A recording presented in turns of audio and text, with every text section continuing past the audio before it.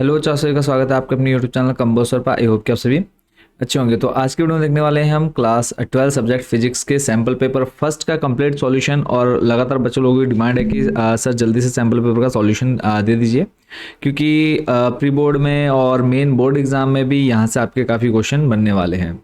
तो पहला जो सेट है आप लोगों का फिजिक्स का, इसका कंप्लीट सॉल्यूशन आज के इस वीडियो में देखने वाले हैं। बाकी जिन बच्चों को कंप्लीट सॉल्यूशन की पीडीएफ चाहिए होगी वो भी आप ले सकते हैं मात्र 10 रुपीज़ में, और वो आपको कहाँ मिलेगी वो हम आपको वीडियो के लास्ट में बता देंगे।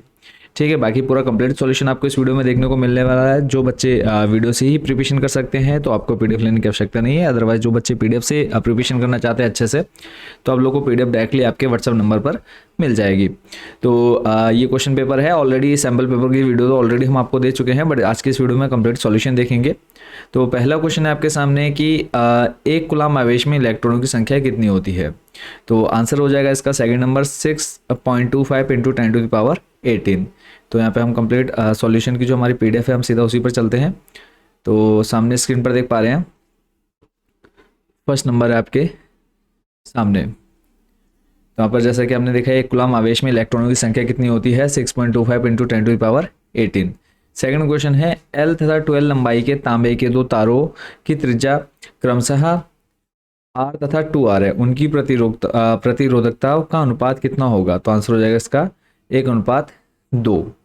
नेक्स्ट है दो लंबे समानांतर तार जिनमें प्रत्येक से 1 एम्पीयर की धारा एक ही दिशा में प्रवाहित हो रही है, परस्पर 1 मीटर की दूरी पर स्थित है, उनके बीच कार्यरत बल कितना होगा। तो हो जाएगा 2 × 10⁻⁷ न्यूटन पर मीटर स्क्वायर। ये सारे आपके वैकल्पिक प्रश्न है, न्यूटन पर मीटर इनवर्स।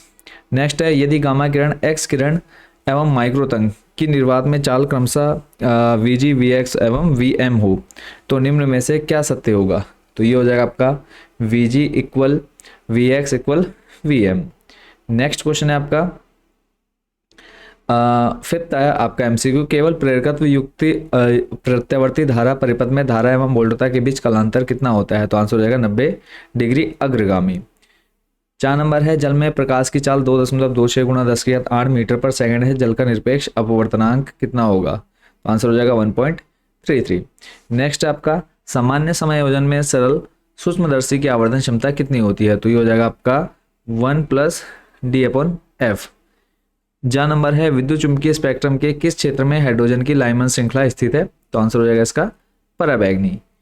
नेक्स्ट है आपका क्वेश्चन नंबर सेकंड था, इसमें है एक समान रूप से आवेशित चालक के भीतर विद्युत विभव का मान क्या होगा। तो ये आंसर हो जाएगा इसका समान होगा।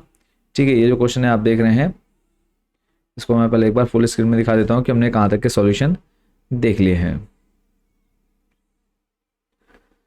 तो ये अभिकथन और कारण आपका इसको हम पीडीएफ में ऐड करके दे देंगे। तो ये जो हमने सेकंड वाला देखा तो क्या का मान क्या होगा, तो ये इसका आंसर क्या हो जाएगा बच्चों, सिंपली समान ही रहेगा। नेक्स्ट है चुंबकीय प्रवृत्ति का ऐसा ही मात्रक लिखिए। तो इसका ऐसा ही मात्रक नहीं होता चुंबकीय प्रवृत्ति का। चौथा है रेखीय स्रोत द्वारा किस प्रकार का तरंगाग्र उत्पन्न होता है। तो आंसर हो जाएगा बेलनाकार तरंगाग्र। पांचवा है किस तापमान पर अर्धचालक एक आदर्श इंसुलेटर की तरह व्यवहार करेगा। तो आंसर हो जाएगा 0 केल्विन यानी परम शून्य तापमान पर अर्धचालक आदर्श इंसुलेटर की तरह व्यवहार करता है। 6 नंबर है 4 × 10⁻⁹ कूलाम मीटर द्विध्रुव आघूर्ण का एक विद्युत द्विध्रुव 8 × 10⁴ न्यूटन पर कूलाम परिमाण के एक समान विद्युत क्षेत्र के साथ 30 डिग्री पर झुका हुआ है। द्विध्रुव पर लगने वाले बल आघूर्ण के परिमाण की गणना करें। तो इसमें आप देख पा रहे हैं द्विध्रुव आघूर्ण दे रखा है और उसके बाद विद्युत क्षेत्र गिवन है, थीटा आपको दे दिया गया है। सिंपली आपने इसको फॉर्मूले में रखना है और आंसर आपके सामने आ जाएगा। ठीक है, चलते हैं नेक्स्ट अगले प्रश्न की तरफ। Question number 7। क्वेश्चन नंबर 7 एक बार हम सैंपल पेपर में भी इसको देख लेते हैं। क्वेश्चन नंबर 7 इसमें कहा है विद्युत द्विध्रुव के लिए समविभव पृष्ठ का आरेख बनाइए। समविभव पृष्ठ का आरेख बनाना है। तो सामने स्क्रीन पर बच्चों आप देख पा रहे हैं समविभव पृष्ठ के लिए आरेख जो होगा, तो इसको आपने बना देना है। इसी के अथवा में आपसे पूछा है मूल आवेश किसे कहते हैं, इसका मान कितना होता है।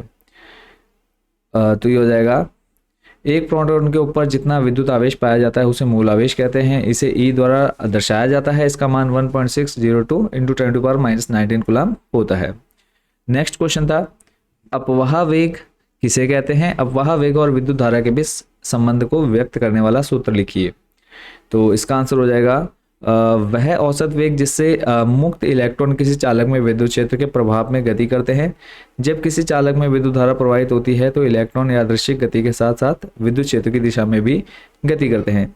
इस दिशा में उनकी औसत वेग को अपवाह वेग कहते हैं। नेक्स्ट था आपका, और सारे इंपॉर्टेंट क्वेश्चन है बच्चों, ये आपके प्री बोर्ड और बोर्ड के एग्जाम के पॉइंट ऑफ व्यू से। नेक्स्ट क्वेश्चन बच्चों आपके सामने है, वैद्युत धारा I तथा अपवाह वेग VD के बीच संबंध का सूत्र बताना है। तो I बराबर हो जाएगा NEA VD। नेक्स्ट जो क्वेश्चन था उसमें है, लेंज के नियम के अनुसार प्रेरित विद्युत भागबल की दिशा उस परिवर्तन के विपरीत होती है जो इसे उत्पन्न करता है। तो इसका जो क्वेश्चन है वो मैं आपको यहाँ पर दिखा देता हूँ, क्योंकि सॉल्यूशन के साथ साथ आपको मेन क्वेश्चन भी पता होना चाहिए। काफ़ी क्या होता है कि आपको आंसर पता होता है बट आपको क्वेश्चन ही समझ में नहीं रहता है कि क्वेश्चन क्या होगा इसका। तो क्वेश्चन नंबर देख रहे हैं हम 9। तो क्वेश्चन नंबर 9 का जो सॉल्यूशन है बच्चों वो साइड में आप देख पा रहे हैं। तो सिंपल जो क्वेश्चन हमसे पूछा है वो है, लेंज के नियम के अनुसार प्रेरित विद्युत भागबल की दिशा उस परिवर्तन के विपरीत हो जो इसे उत्पन्न करता है। कुंडली तथा क्षण चुंबक के मध्य अपेक्षित गति के कारण कुंडली में प्रेरित धारा की दिशा निर्धारित करें। ठीक है, तो इसका है फर्स्ट नंबर। 2 क्वेश्चन इसमें पूछे हैं। तो फर्स्ट वाले का आंसर हो जाएगा, जबकि क्षण चुंबक के उत्तरी ध्रुव को कुंडली के किसी सिरे के निकट लाया जाता है। ठीक है, और दूसरे का आंसर हो जाएगा, जबकि क्षण चुंबक के दक्षिणी ध्रुव को कुंडली के किसी सिरे से दूर ले जाया जाता है। तो 2 चीज़ें आपसे वहाँ पर पूछी गई थी।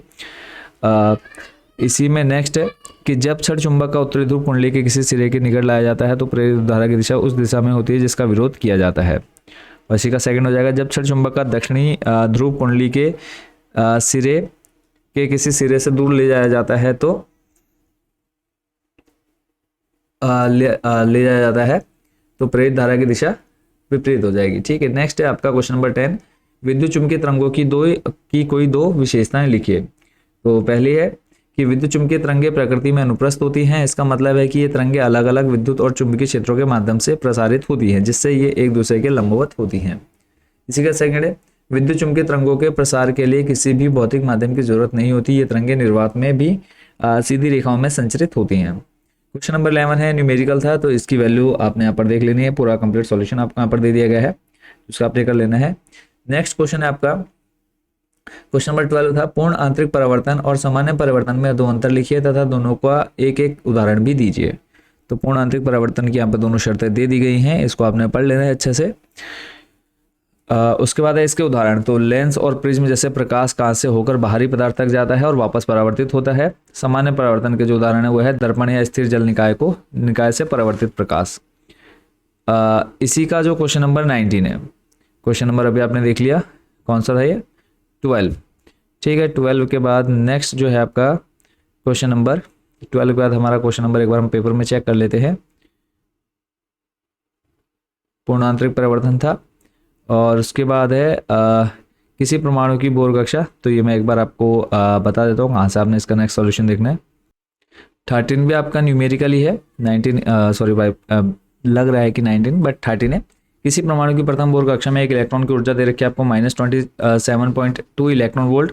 तीसरी कक्षा में इसकी ऊर्जा क्या होगी। तो यहाँ पे आपको n दिया है, E1 दिया है। तो कंप्लीट सॉल्यूशन बच्चों यहाँ पर आपको दे दिया गया विद डिटेल। तो सिंपली आपने इसको सॉल्व कर लेना है। नेक्स्ट आपका क्वेश्चन नंबर 14, नाभिकीय बल का क्या महत्व है। यदि नाभिकीय बल का परिमाण स्थिर विद्युत बलों से कम कोटि का होता है तो इसका नाभिक के स्थायित्व पर क्या प्रभाव पड़ता है। तो इसका सॉल्यूशन है यहाँ पर कि नाभिकीय बल प्रकृति का सबसे प्रबल आकर्षण बल है। यह नाभिक के प्रोटॉन और न्यूट्रॉन को एक साथ बांधे रखता है। यह नाभिकीय बल का परिमाण स्थिर विद्युत बलों से कम कोटि का होता है तो नाभिक अस्थिर हो जाता है। क्वेश्चन नंबर 15 है, अर्धचालकों के 2 उपयोग लिखने हैं। तो पहला उपयोग है इलेक्ट्रॉनिक उपकरणों में, इसको आपने पढ़ लेना है। दूसरा सूचना प्रौद्योगिकी में, डिटेल में आप लोग ने इसको यहाँ से पढ़ लेना है। नेक्स्ट क्वेश्चन है क्वेश्चन नंबर 15 के बाद क्वेश्चन नंबर 16 है विद्युत फ्लक्स को परिभाषित कीजिए। एक गोलाकार रबड़ के गुब्बारे की सतह पर एक आवेश एक समान रूप से वितरित है। जैसे जैसे गुब्बारा फुलाया जाता है या आकार में बढ़ता जाता है, गुब्बारे की सतह से निकलने वाला कुल विद्युत फ्लक्स किस प्रकार बदलेगा, कारण सहित बताइए। तो सबसे पहले तो आपने यहाँ पर विद्युत फ्लक्स की डेफिनेशन दे दी है, फिर उसके बाद जब आप बात कर रहे हैं गोलाकार रबड़ के गुब्बारे की बारे में, तो इसके बारे में आपने यहाँ पर डिटेल पढ़ लेना है। ठीक है, ये आपको पूरी सॉल्यूशन मिल जाएगा इसका। क्वेश्चन नंबर 17 है, एक चल कुंडली गैल्वेनोमीटर की बनावट और क्रिया का वर्णन कीजिए। ऊपर आपको पैमाना दिया हुआ है, कुंडली दी हुई है, संकेतक, स्थायी चुंबक। तो पहले आपने डायग्राम को अच्छे समझ लेना है, फिर इसकी पूरी रचना के बाद आपकी कार्यविधि या क्रियाविधि। तो लॉन्ग में आएगा आपका क्वेश्चन है 3 से 4 नंबर का। क्वेश्चन नंबर 18 है, श्रेणी क्रम एलसीआर परिपथ में प्रतिबाधा यानी इम्पिडेंस की गणना कैसे की जाती है, इसके लिए एक समीकरण लिखें और इसके घटकों की व्याख्या कीजिए। तो पहले तो आपने यहाँ पर प्रतिबाधा देख लेना है, प्रतिबाधा क्या है, फिर कैसे कैसे बनता है, फिर उसके बाद जो इक्वेशन है समीकरण, वो आपकी इक्वेशन यहाँ पे दी है। जेड बराबर हो जाएगा आपका रूट में r square plus x l minus x का होल स्क्वायर। इसके घटकों की व्याख्या करनी है, तो आर यानी प्रतिरोध क्या होता है, प्रेरण प्रतिरोध क्या है, धारिता प्रतिरोध क्या है।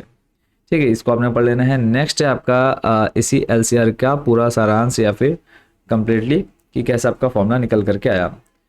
नेक्स्ट है आपका क्वेश्चन नंबर 19। क्वेश्चन नंबर 19 पर पहले मैं आपको सैम्पल पेपर पर लेकर के चलता हूँ ताकि आप अच्छे से इसको देख पाएँ और समझ पाएँ। तो क्वेश्चन नंबर जो है आपका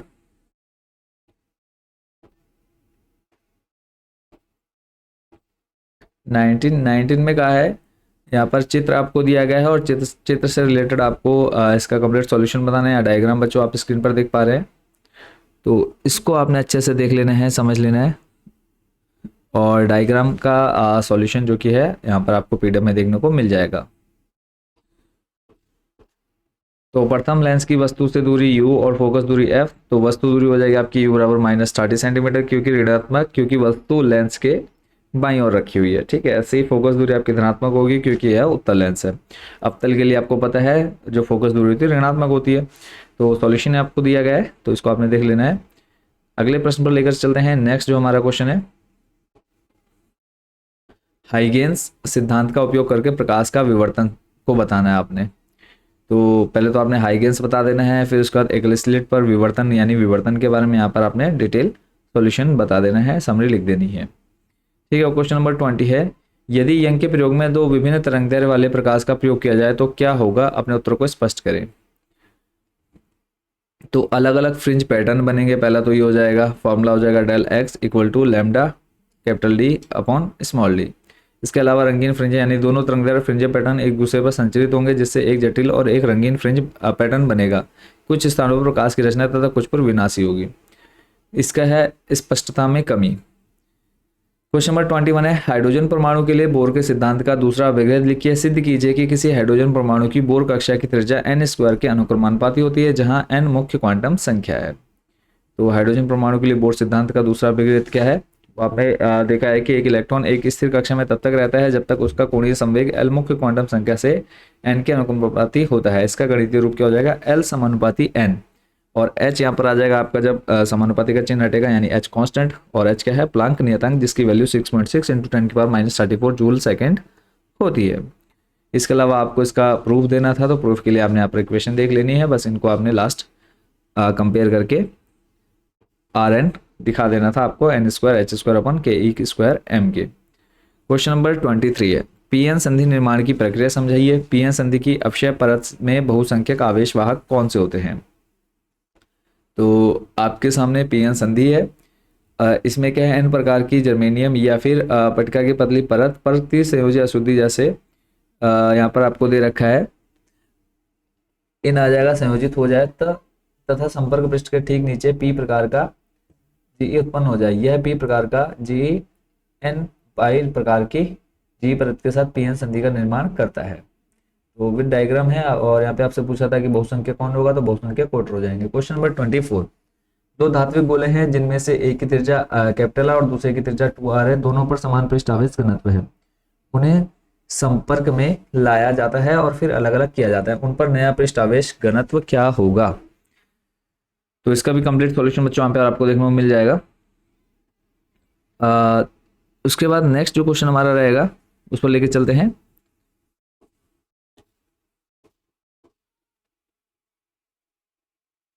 इसी के अथवा में आपसे क्वेश्चन दिया हुआ था, तो उसका सॉल्यूशन बच्चों आप यहाँ पे स्क्रीन पर देख पा रहे हैं।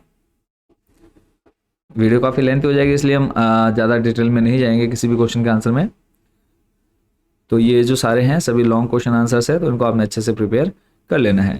क्वेश्चन नंबर 25 है, प्रत्यावर्ती धारा जनित्र या फिर डायनमो क्या है। तो सबसे पहले आपने डेफिनेशन लिख देनी है, प्रत्यावर्ती जनित्र या डायनमो क्या होता है, फिर इसका जो सिद्धांत है वो लिखना है, फिर उसके बाद है प्रत्यावर्ती धारा जनित्र की संरचना बता देनी है। ठीक है, पूरा डिटेल आंसर है और लॉन्ग में आपको ये देखने को मिलेगा। नेक्स्ट क्वेश्चन है क्वेश्चन नंबर 26। ये आपने डायग्राम में देखा होगा कि एक एरोप्लेन है। तो फर्स्ट वाले का आंसर हो जाएगा कि जब कोई निम्न ऊंचाई पर उड़ने वाला विमान ऊपर से गुजरता है तो चित्र क्यों हिलने लग जाता है, क्वेश्चन हो गया। तो यहाँ पर है, कम ऊंचाई पर उड़ता हुआ वायुयान टीवी सिग्नल को परावर्तित कर देता है। सीधे आने वाले सिग्नल और परावर्तित सिग्नल में व्यतिकरण के कारण टीवी स्क्रीन पर चित्र कुछ हिलते हुए दिखाई देते हैं। सेकंड था कि तरंगों के अध्यारोपण का सिद्धांत क्या है। तो ये आपने पीछे पढ़ा होगा व्यतिकरण में कि तरंगों के अध्यारोपण का सिद्धांत बताता है कि जब दो या दो से अधिक तरंगे एक ही माध्यम से गुजरती है तो उनका आपस में परस्पर क्रिया होने की संभावना होती है। इस स्थिति में उत्पन्न होने वाले शुद्ध विक्षोभ संबंधित तरंगों के व्यतिकरण विक्षोभों के बीजगणितीय योग के बराबर होता है। इस सिद्धांत से जुड़ी कुछ और बातें वो आपने यहाँ पर देख लेनी है। थर्ड नंबर था कि जब समान आयाम की दो तरंगें समान कला में अध्यारोपित होती हैं तो परिणामी तरंग की तीव्रता अध्यारोपण से पूर्ण की तीव्रता के कितने गुना होती है। तो यहाँ पर आंसर हो जाएगा 4 गुना। ठीक है, तो ये बच्चों था आपका सैम्पल पेपर फर्स्ट का कंप्लीट सॉल्यूशन। अब आप पहले तो सैम्पल पेपर कहाँ से डाउनलोड कर सकते हैं, इसके अलावा जिन बच्चों को इस कंप्लीट पीडीएफ चाहिए, अभी जो आपने सॉल्यूशन पीडीएफ देखी ये आपको कहाँ मिलेगी, तो यहाँ पर मैं आपको व्हाट्सएप नंबर बता देता हूँ। इस व्हाट्सएप नंबर पर सिंपली आपने कॉन्टैक्ट कर लेना है। ठीक है, व्हाट्सएप पर मैसेज करते आपने बता देना है कि हमें पीडीएफ चाहिए सॉल्यूशन किसकी, सैम्पल पेपर की। तो इस नंबर पर आपने मैसेज कर देना है। इस नंबर पर हम आपको एक क्यूआर कोड प्रोवाइड करा देंगे। उस क्यूआर कोड पर जैसे आप 10 रुपये पे करते हैं, पीडीएफ आपको आपके व्हाट्सएप नंबर पर भेज दी जाएगी। ठीक है, मात्र 10 रुपये में आपको ये पीडीएफ मिल जाएगी। और सैम्पल पेपर आपको कहाँ मिलेगा वो मैं आपको यहाँ पर बता देता हूँ। सैम्पल पेपर आपको यहाँ मिल जाएगा, सैम्पल पेपर 2025 में। अपनी क्लास सिलेक्ट कर लेनी है 2025। इस पर आने के बाद नेक्स्ट आपने यहाँ से अपना सब्जेक्ट सिलेक्ट करना है, जो सेट चाहिए वो आपने यहाँ से सिंपली डाउनलोड कर लेना है। ये आपको फ्री ऑफ कॉस्ट यहाँ पर ओपन हो जाएगा। तो आई होप बच्चों कि पूरा सैम्पल पेपर आप अच्छे से सॉल्व कर लेंगे। बहुत जल्द सैम्पल पेपर सेकंड का सॉल्यूशन भी आ जाएगा। तो मिलते हैं नेक्स्ट वीडियो में अदर सब्जेक्ट के सैम्पल पेपर के सॉल्यूशन के साथ। Thank you so much watching for this video and best wishes for your P board and board exams.